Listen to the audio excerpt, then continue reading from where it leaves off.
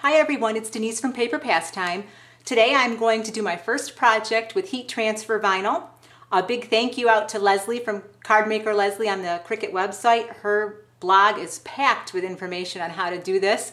I was very leery, but I read through everything she had and I think this is going to work out just fine. I'm going to make sweatpants with the word flutes down the right pant leg for the flute section of our marching band. There are 10 girls. They start traveling this weekend for competition. And my daughter, who is the section leader, wanted them to have matching pants, so this is what I'm doing. I'm working with the Thermaflex Plus vinyl from H&H Sign Supply. I got the free shipping code off of Leslie's website and ordered that. I ordered Sunday night and it was here Wednesday morning. I was very happy with their service. And I needed navy blue, that's why I went with the Thermaflex Plus. This is a small piece of the vinyl. I don't know if you can tell on the camera, but one side is very shiny. That's the one I'm showing you now. It's actually the backing. You're not going to cut through this. This other side, this is actually your vinyl. This is the side that will be against your fabric. So this is the side that has the adhesive on it. You're going to put it on your mat face down, the shiny Mylar side down. Therefore, you need to make sure that you flip your text or any image that matters. You need to have a mirror image. So I have my mat loaded. I'm using the 12 by 24 mat because I have a long word. I'm gonna load that up.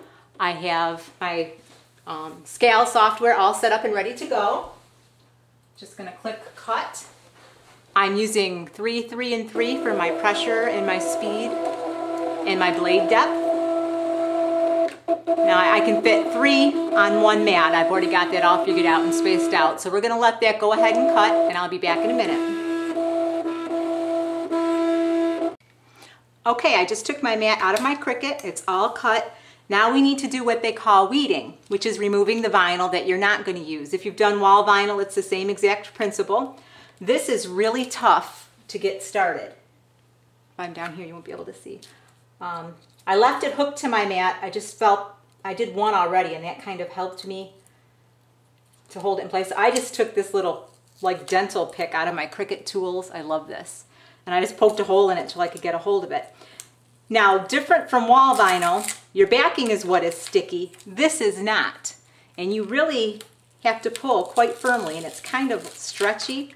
So I found it was a lot different than weeding the wall vinyl, although it's the same exact principle, works pretty much the same way.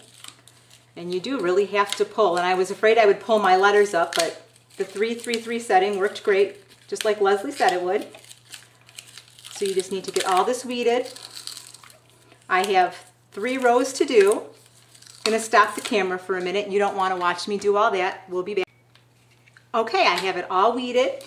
Now I'm going to remove the backing paper from my Cricut mat. And I have 3 rows. This is the back side that's going to go against my fabric. When I roll it over, there it is. Now, unfortunately, I can't just lay it on my fabric this way. I'm doing it vertically down their pant leg, and I'm going to have to cut all these letters apart.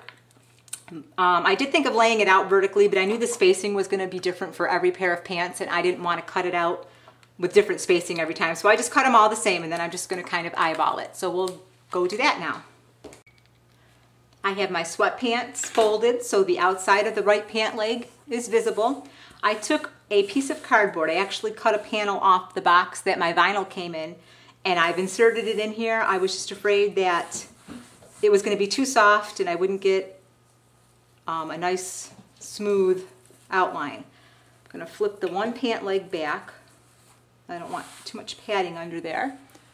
Okay, I've ironed it, but not too carefully because there was actually a crease line down the center of these, and I don't want to lose that because it's going to help me since I am just going to eyeball this. I may be sorry, but okay, I cut one strip off of my page, so I have flutes, but now I need to cut each one of these apart.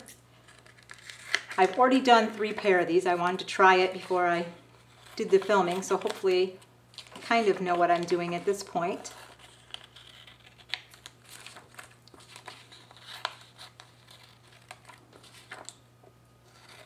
Okay, now I just need to place these where I want them. spell the word right now. This one has a lot of extra, and I'm trying to get my letters fairly close, so I'm just going to trim that off. And like I said, this is tacky on the back, which kind of helps hold it in position. The T's got a lot also. I'm so afraid I'm going to end up doing the wrong leg on one of them or spell the word wrong. On my freezer paper tees, I did 10 of those, which took hours and hours. I spelled the word you wrong, but when you have to do it in DS, you have to type the word backwards and then flip it, so it's really kind of hard to proofread and all that. Sorry, this is taking me a while. I know you don't want to watch me do that. Okay, now I'm just going to get these all lined up the way I want them. I think this looks pretty good. I'm going to take a piece of, this is just parchment paper that you buy at your grocery store. I'm going to lay that over top. I have my iron on my hottest setting. Now, one thing I've discovered already, don't put your iron down and push hard and leave it in one spot for too long. I got the little dimples from the steam vents, and it doesn't look so good on my first one. So I found if you move it around, it works better. It says to do it for 17 to 20 seconds. I kind of really didn't count. I just did it. So just set it down and then kind of just move it around. I'm not pushing real hard, but I'm putting a little bit of pressure on it. I can't do the whole thing at once. My parchment paper's not long enough, so I'm just going to do it in sections.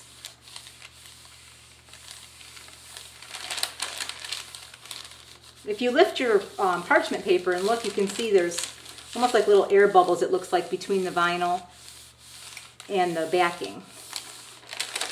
And you want that to look pretty even.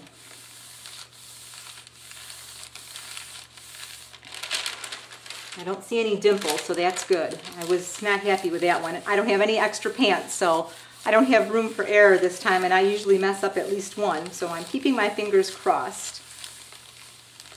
I'm going to slide it down and do the E and the S. I'm done ironing. This is the piece of cardboard that I had stuck in the leg, just so you see what that looks like. I've taken that out. You need to let it cool. They recommend taking a cloth and just rubbing over it to help dissipate the heat a little bit. It does help it cool down faster. And now comes the fun part.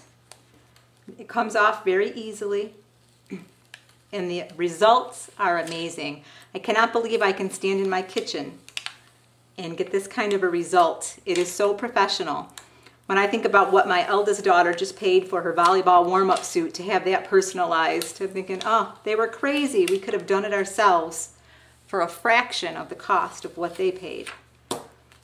Peel my S, and there you have it. This vinyl has almost got like a soft feel to it. It's not real stiff. I'm just really, really pleased with how it came out. Well, I have several more pairs to do, and then we are also going to put their name in an arch above their number. They have a number for their spot in the marching band program where they have to move on the field. I'm going to arch their name over it and put their number, and we're going to put that on the lower left front hip. So I'll show you that when I get to that part.